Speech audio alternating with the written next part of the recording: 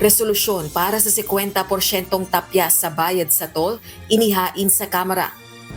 Kung magkakaroon siya ng 50% discount hanggang December o hanggat mataas ang presyo ng gasolina, hanggat nandito tayo sa ganitong pagkakataon, sa ganitong sitwasyon, kahit papaano makatulong.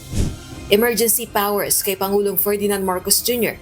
tinalakay na sa caucus ng mga senador ayon kay Senate President Vicente Sotto III.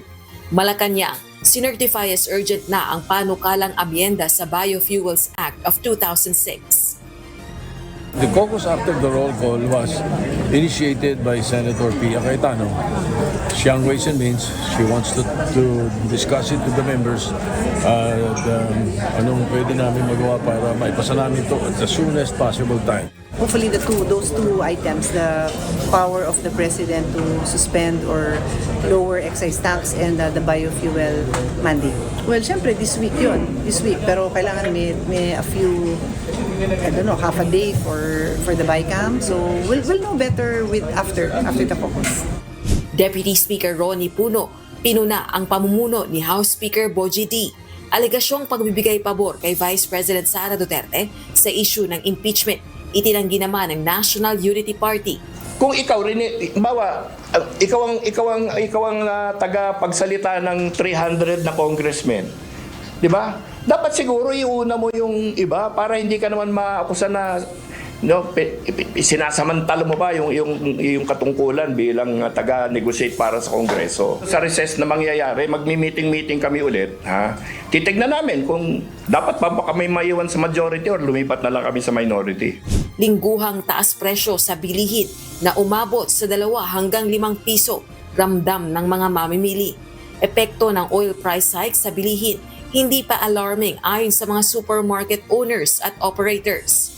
Sabi nga na, walang national state of calamity or emergency ang dineclare ng presidente, so there's no point in calling a price freeze, di ba? Which I think is a very good decision. Kasi pag lahat nagmamadaling ang kaagad emergency measures, wala naman tatakot ng tao. Ilang miyembro ng Tricycle Operators and Drivers Association sa Quezon City, dismayado dahil wala ang kanilang mga pangalan sa listahan ng mga benepisyaryo ng ayuda ng pamahalaan. I think the problem is kasi yung sabi nito, sabi ni ganito, sabi ni ganyan, kwento ni ganito, kwento ni ganyan. From day one sinasabi namin, kung sakaling hindi nyo matagpuan ang inyong pangalan sa listahan, pero lihitimo kayong driver, ang gagawin nyo lang, magpupunta lang tayo sa inyong local government unit at iaapila natin doon. At masisigurado naman na maipapasok kayo sa listahan. Hindi pa ho final yung listahan, ongoing pa rin ang mga submissions. Publiko, hinikayat na gumamit ng bisikleta bilang alternatibong transportasyon, paglalagay ng pasilidad para sa mga siklista sa National Capital Region, mamadaliin ng Metropolitan Manila Development Authority. I've been a bike commuter for over 20 years already. And I bike from Antipolo down to I call it down to town, whether it's Pasig, to Quezon City, to Makati. Ang round trip ko can be at a minimum of 40 kilometers. So when people say hindi kaya, eto na, I am proof of it, kayang gawin. Former Department of Public Works and Highways Undersecretary Roberto Bernardo, tumanggap umano ng 130 million pesos na balato mula kay former Congressman Saldico. Pagiging state witness ni ex-Yusek Bernardo, walang blanket immunity ayon sa ombudsman. A lot of the transactions between and amongst the perpetrators in this case are really cash-based. So to hear that from a person who was center in the method or scheme is very important for us to follow the money and follow the trail of money. Pagbaba o suspensyon ng oil excise tax, tinarget ng Senadong maipasa noong Martes. We'll do our best to approve it today on second reading and if possible third reading if there are no amendments so that we can ask the House for a paper BICAM or ask if we can ask the House to adopt the Senate version or if they will ask us to adopt their version. Depende. Tingnan natin sa period of interpretations natin and then thereafter we can ratify it tomorrow. Department of National Defense, iginiit na walang bisa ang sulat ni dating Ambassador Bienvenido Tan hinggil sa Baho de Masinloc noong 1990. Aligasyon naman na coup d'etat may plot, itinanggi ng departamento. Yung pagbanat nila sa mga government officials, gawa na meron tayong freedom of speech na hindi ginagalang sa kanilang bansa. Ito, sa tingin ko, ang pakay dito ay umakit ng Pilipino kasi ang problema nila, kinakausap nila ang sarili nilang mga kababayan upang ipakita na malakas sila. Kaya nga lahat ng klase ng pag-iimbento ginagawa na nila. Kasi ito yung extension of internal internet. Department of Migrant Workers, binalaan ng mga overseas Filipino workers sa gitnang silangan na iwasang mag-post ng mga pag-atake sa social media. Patuloy ang ating bigay caution sa ating mga kababayan na please abide by host country protocols and security regulations. So in this case, pinagbabawal ang posting ng documentations or videos ng attacks. So please refrain or do not video nor post such images of attacks in your respective host country, in this case particularly the UAE. Presyo ng basic goods, walang magiging pagtaas sa susunod na isang buwan, ayon sa Department of Trade and Industry.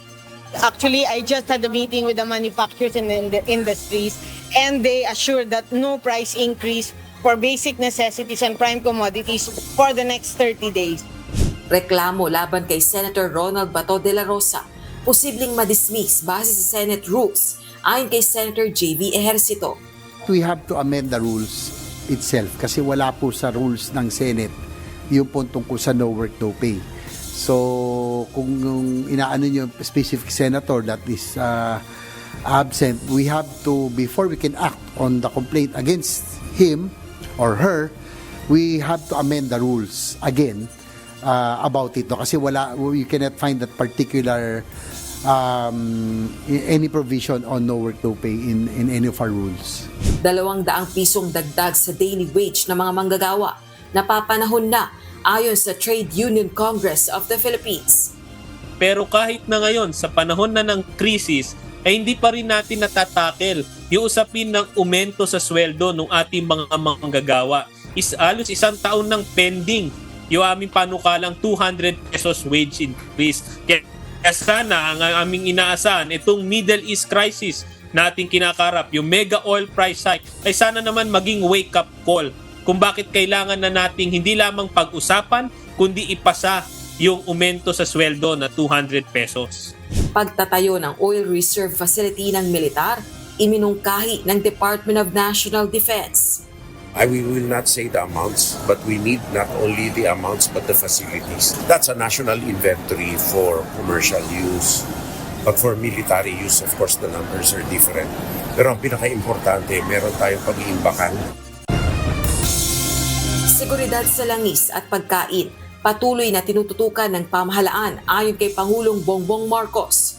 Basta we want to keep as much as possible. Huwag po mag-alala ang tao. We are securing the supplies of oil. We are securing the supplies of food. And so far, sapat naman ang ating mga supply, ang ating mga naka-stock na sa langis at saka sa pagkain. Amendment sa Biofuels Act, hindi umabot sa talakayan sa Senado bago ang adjournment nito. Our colleagues, particularly the minority and some members of the majority, wanted a longer discussion on the floor. So hindi talaga kaya ng one day lamang. Hindi mo na naabot kasi marami mga farmers na affected, maraming industries, the coconut farmers, the sugar farmers, the ethanol producers, the biodiesel producers. Parang there was a lot of fear among our colleagues na affected talaga sila. Tsaka maliit lang naman yung mawawala sa presyo, di ba? Kasi maliit lang ng blend ng biodiesel tsaka yung ethanol. Malakas na kakayahan at pagsusulong ng kapayapaan, panawagan ni Pangulong Ferdinand Marcos Jr. sa Philippine Army. The Philippine Army must continue to build on the significant gains that we have achieved in internal security and work with law enforcement agencies to address emerging threats. Hindi pagsipot ni Vice President Sara Duterte sa House hearing, hindi hadlang sa impeachment proceedings. But the whole proceedings cannot be stunted or cannot be stopped or cannot be derailed by the mere absence of the respondent. Kasi tuloy-tuloy dapat ang obligasyon, ang imperative constitutional duty ng House na alamin yung totoo. Professional Regulation Commission nagpaabot ng simpatya sa licensure examination for teachers examinee na hindi nakakuha ng pagsusulit dahil na late ng 4 na minuto. Ngunit paghihigpit sa oras, binigyang diin ng ahensya na kailangang ipatupad. Of course, the commission is very sympathetic of what happened to the examinee. Pero you see, we have to do a balance. Diba? In as much as we are very sympathetic, we really have to preserve also the integrity of the exams. Pagsama sa pahayag ng mga ex-Marines sa Blue Ribbon Committee, dedesisyonan pa ng Senado ayon kay Senator Panfilo Lacson.